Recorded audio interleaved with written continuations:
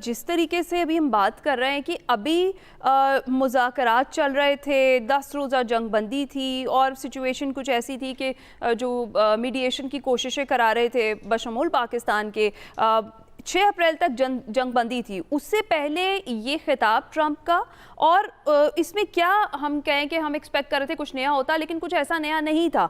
लेकिन ये बताइएगा कि प्रोटेस्ट ऑलरेडी हो रहे हैं अमेरिका में, मिड टर्म इलेक्शंस करीब हैं, सिचुएशन कुछ डोनाल्ड ट्रंप को ये लगा कि अपनी पोजीशन क्लियर करने की ज़रूरत है, इसलिए ये खिताब पहले किया गया। क्या फैक्टर्स थे जिसकी वजह से ये खिताब किया गया, और वही सब बातें रिपीट की गई जो ऑलरेडी हम सुन रहे थे, और ऑन ग्राउंड सिचुएशन है क्या? वाकई सेल्फ सफिशिएंट है अमेरिका, अब उसको ऑयल नहीं चाहिए बाहर से? और दूसरा ये कि करंट ऑयल प्राइसेस चल क्या रहे हैं?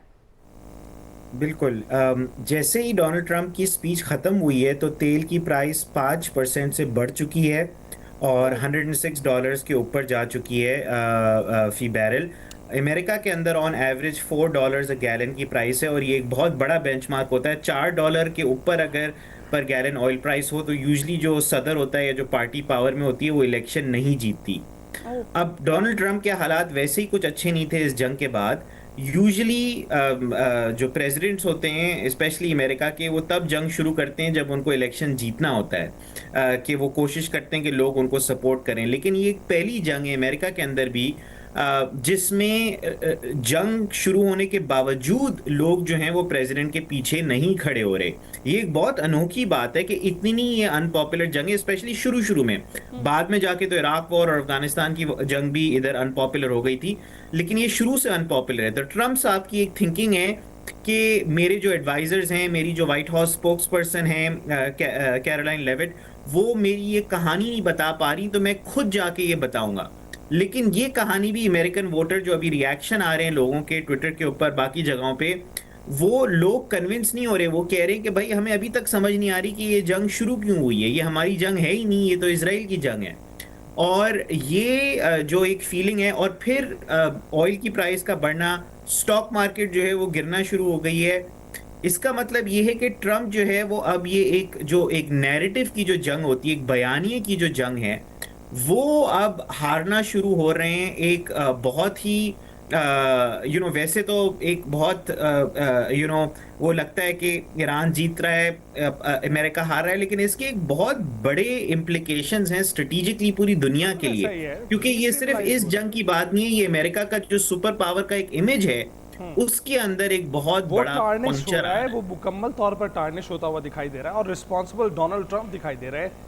ब्रिगेडी साहब, आप बताइएगा कि बॉडी लैंग्वेज को रीड करना, आप जानते हैं कि तज्जियाकार जो है वो हमेशा ही करते हैं, और अमूमन जब भी जंगें होती हैं तो बॉडी लैंग्वेज और आपका पोस्टर जो है वो बहुत मानीखेज होता है।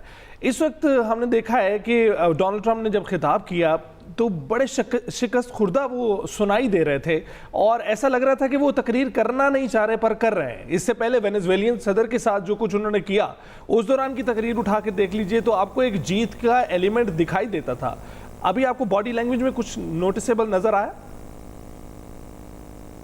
देखें, आई एंटायरली एग्री विद यू। और जिस तरीके से उन्होंने बात की, वो चेहरे में एक्सप्रेशन भी पता चल रहा था, जो खुशी का होता है वो भी नहीं था, बिल्कुल समझ लें कि एक्सप्रेशन लेस था। और जिस तरह वो पढ़ रहे थे तकरीर, बेसिकली वो सामने आ रही थी तो पढ़ रहे थे, तो वो चीजें नहीं थी। और देखें ना कि अब प्रेशर इस तरह है कि हम इस तरह कंक्लूड कर सकते हैं, America failed to achieve political objectives, military objectives, और उस खिते में देखे कंसर्टेनिटी क्रिएट कर दिया है, और जिसके बाद फर्दर इम्प्लीकेशन कॉम्प्लिकेशंस हो जाएंगे।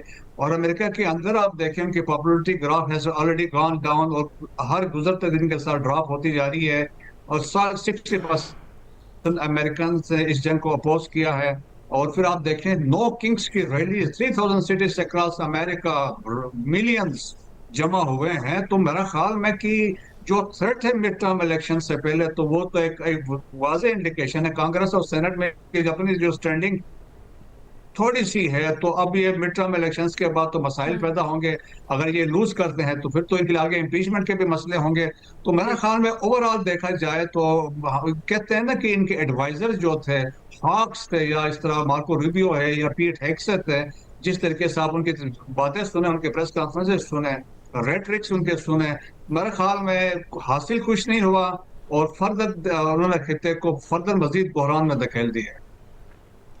हाँ, बिल्कुल सही कह रहे हैं। अच्छा बिलाल, अगर इसको हम इस तरह लें जिस तरह से ब्रिगेडियर साहब भी बात कर रहे हैं कि किसी की ईमा पर धक्का दिया गया और बस फिर कूद पड़े वो इस जंग के अंदर, जिस तरह से हम शुरू से देख रहे हैं कि कोई स्ट्रेटजी, कोई प्लानिंग इस वॉर के हवाले से नहीं थी, और वो साफ दिखाई दे रही है बाद में जो बयानात सदर ट्रंप दे रहे हैं उससे। और अगर ये जंग जिस तरह से वो कह रहे हैं 2 से 3 हफ्ते तक मजीद जारी रहेगी और उसके बाद खुद ब खुद चीज़ें सेटलमेंट की तरफ आ जाएंगी, आपने हॉर्मुज़ भी खुद ब खुद खुल जाएगी, अगर ये 2 से 3 हफ्तों तक जारी रहती है तो सदर ट्रंप के लिए कितनी डेंजरस हो सकती है? मिड टर्म इलेक्शंस की हम बात कर रहे हैं, करीब हैं, वोटर्स का क्या रिएक्शन हो सकता है इसके ऊपर?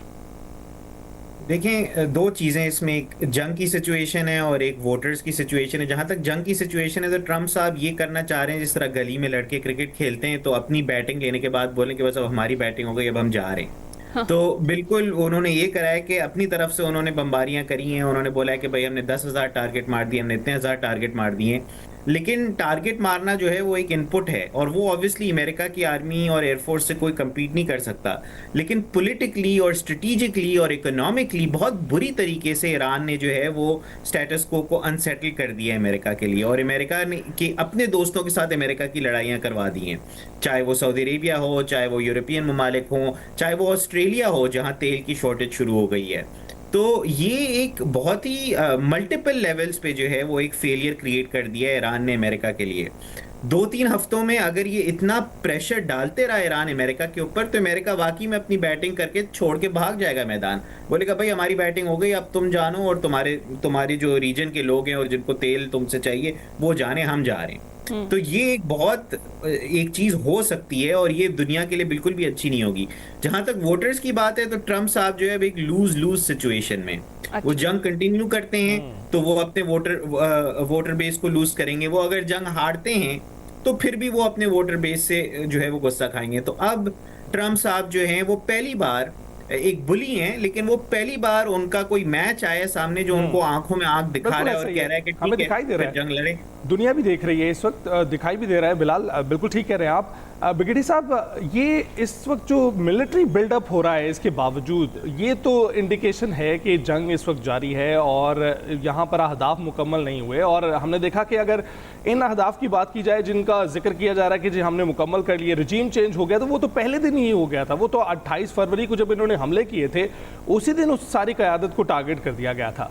तो अब जब हम देख रहे हैं 1 महीना गुजर गया है और एक स्टैंड स्टिल सी सिचुएशन है, दोनों तरफ से हमले जारी, आपको लगता है कि ईरान की पोजीशन उस तरह से कमज़ोर हुई है जिस तरह से दावा किया जा रहा है अमरीकी सदर के खिताब में? ईरान की पोजीशन हम ये कह सकते हैं कमजोर नहीं हुई। आपने इनको देखें कि नुकसान पहुंचाया जरूर है। अगर ये कंटिन्यू रहती है फॉर सम मोर टाइम तो यकीनन ईरान फिर इसमें कमजोर हो सकता है। लेकिन Iran will never give in, वो ये नहीं हो सकता है क्योंकि बहुत बड़ा मुल्क है, रेजिलियंस है, 93 मिलियन की पॉपुलेशन है। और फिर देखें कंसेप्ट पे वो चल रहे हैं, मोज़ेक डॉक्ट्रिन है कि डिसेंट्रलाइजेशन ऑफ कमांड है। तो वो इनकी बेसिकली जंग सर्वाइवल की जंग है ईरान के लिए। तो वो उस पॉइंट ऑफ व्यू से इम्पोर्टेंट है। लेकिन एक इम्पोर्टेंट चीज ये भी है कि एक तरफ से कहते हैं कि 2 से 3 हफ्ते में निकल भी जाएंगे फिर, but at the same time beat up भी हो रही है। आप देखें कि जिस तरह मेरीन्स भी आ रहे हैं, 82nd एयरबोर्न डिवीजन के ट्रुप्स भी यहाँ पे पहुंच रहे हैं, फर्दर जहाज भी यहाँ पे पहुंच रहे हैं, एक यूएसएस एयरक्राफ्ट कैरियर भी मूव करके किया है। क्या ये सारी बातचीत करके कोई डिस्ट्रक्शन तो नहीं कर रहे हैं या कोई किसी करग आइलैंड पर कोई कार्रवाई हो सकती है या पर्शियन गल्फ के आइलैंड्स पे कुछ हो सकता है? सो देखें कि बहुत सारी पॉसिबिलिटीज, आप उसको रूल आउट भी नहीं कर सकते हैं। विद अगर 2 से 3 हफ्ते बड़ा मार्जिन उन्होंने रखा है, अगर ये बातचीत भी चल रही है, 6 अप्रैल की डेडलाइन भी है, तो मेरे ख्याल में स्टिल अभी बहुत कुछ हो सकता है। लेकिन उनकी तकरीर ने जनरली देखा जाए तो मायूसी की है। राइट। अच्छा बिलाल, ये जो सिचुएशन हम देख रहे हैं जिसमें हम डिस्कशन कर रहे हैं कि ऑलरेडी मुज़ाकरात की बात चल रही थी, सालसी की पेशकश हो रही थी और फिर उसी टाइम ड्यूरेशन में जो है वो अटैक भी किए जा रहे हैं। मुझे ये बताएं कि ऑलरेडी भी हम ये विटनेस कर चुके हैं, ऐसा पहले भी हुआ है, मुज़ाकरात में उलझाने के बाद दोबारा से अटैक कर दिया जाता है एक ज़्यादा पावर के साथ। आपको लगता है कि अभी भी ऐसा हो सकता है? टाइम गेन किया जा रहा है कि ज़रा मुज़ाकरात में उलझें, बयानात में उलझाएं और उसके बाद फिर ज़्यादा हैवी तरीके से अटैक किया जाए और सिचुएशन जो है वो मज़ीद वर्स हो? क्या ऐसा भी हो सकता है? देखें, कुछ लोग कह रहे हैं कि ये एक डिसेप्शन स्ट्रेटजी भी हो सकती है कि वो बताएं कि भाई मैं 2-3 हफ्ते में जंग रैप अप कर रहा हूँ और पीछे से जो है वो ट्रूप्स भेजें, या वो ग्राउंड इन्वेजन के लिए, या वो न्यूक्लियर जो उनकी इनरिच मटेरियल है उसको निकालने के लिए। इवन दो ट्रंप ने इस स्पीच में कहा था कि मैं उन जो भी न्यूक्लियर डस्ट उन्होंने कहा वो इतनी डीप बरीड है कि मैं उसके पीछे नहीं जाने के लिए मैं नहीं जाना चाहता। लेकिन फिर भी ये हो सकता है कि एक फॉल्स सिग्नल हो, ये डिसेप्शन की कोशिश हो। मुझे ये इस वजह से बहुत मुश्किल लगता है क्योंकि जिस तरह स्टॉक मार्केट, ट्रम्प साहब जो हैं वो पैसे बनाते हैं, वो बिजनेसमैन हैं, कारोबारी इंसान है। उनको दिख रहा है कि स्टॉक मार्केट जब भी वो जंग बढ़ाने की कोशिश करते हैं, यहाँ तक कि जब वो कंफ्यूजिंग मैसेज भी डिलीवर करते हैं जैसे उन्होंने आज किया, तो स्टॉक मार्केट बहुत नेगेटिवली रिएक्ट करती है, तेल की प्राइस बहुत हाई हो जाती है। तो उनके पास गुंजाइश ज़्यादा नहीं है और ये जंग किसी भी लिहाज से अच्छी नहीं जा रही है। तो देर इज़ नो, मतलब एक पाथवे नहीं दिखता कि एक रैशनल इंसान जो है वो ये फैसला नहीं लेगा कि हमें और इस जंग के ऊपर डबल डाउन करना चाहिए। लेकिन अच्छा। ये भी सच है कि ट्रंप एक कंप्लीटली रैशनल इंसान नहीं है। तो हो सकता है कि वो ये चीज़ करने की कोशिश करें, लेकिन ये पूरी दुनिया के लिए और अमेरिका के लिए और ट्रंप साहब की सियासी करियर के लिए भी एक कब्र की सूरत में जो है वो बिल्कुल ऐसा ही। उभर के सामने आ सकती बिल्कुल है। नज़र आ रहा है। और ब्रिगेडियर साहब, 2020 में कासिम सुलेमानी को टारगेट किया गया, उसका तस्करा भी किया गया खिताब के दौरान, और फिर हमने देखा कि दीगर क़यादत को भी निशाना बनाया गया। अमूमन ऐसा होता रहा है माजी में कि अमेरिका क़यादत को निशाना बनाता है और मुल्क पर हुक्मरानी करता है, और हमने वेनेजुएला में भी देखा, इससे पहले हमने सद्दाम हुसैन को देखा, इससे पहले हमने कर्नल कज़ाफ़ी को देखा।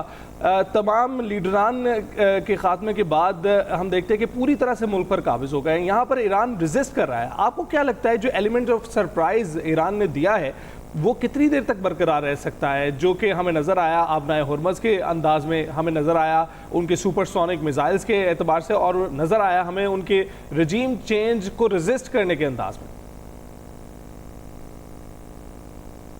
ईरान पिछले 47 साल से इसकी प्लानिंग कर रहा था और उनको पता था कि हमारे साथ ये हो सकता है। सो देयरफॉर ऑलरेडी देखिए उनकी वार गेमिंग हुई, उन्होंने एक स्ट्रेटजी बनाई, और स्पेशली मेरे ख्याल में क्रेडिट देना चाहिए लेट आयतुल्लाह अली खामनेई को, जिस तरीके से उन्होंने सिस्टम को डेवलप किया, मैच्योर किया, और स्पेशली जो मोज़ैक डॉक्ट्रिन का कंसेप्ट उन्होंने लाया कि डिसेंट्रलाइजेशन ऑफ कमांड, अगर टॉप लीडरशिप उन्होंने कहा मारी जाती है तो फिर उन्होंने कंसेप्ट भी दिया लाइन ऑफ सक्सेशन कि नंबर इसको ये रिप्लेस करेगा, अगर इसको कैपेबिलिटी हो तो वो रिप्लेस करेगा, एंड सो।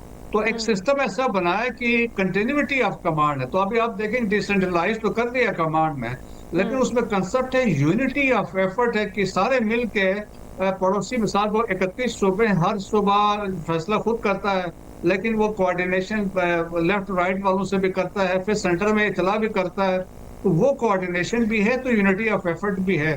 सो एक ऐसा सिस्टम इवॉल्व हुआ है ईरान में। तो दैट्स व्हाई अब्बास अरागची ने कहा था कि ईरान में इंडिविजुअल्स नहीं है, basically it is the system which is working. मेरे ख्याल में दैट इज वेरी इंपॉर्टेंट, उस वजह से ईरान सर्वाइव कर।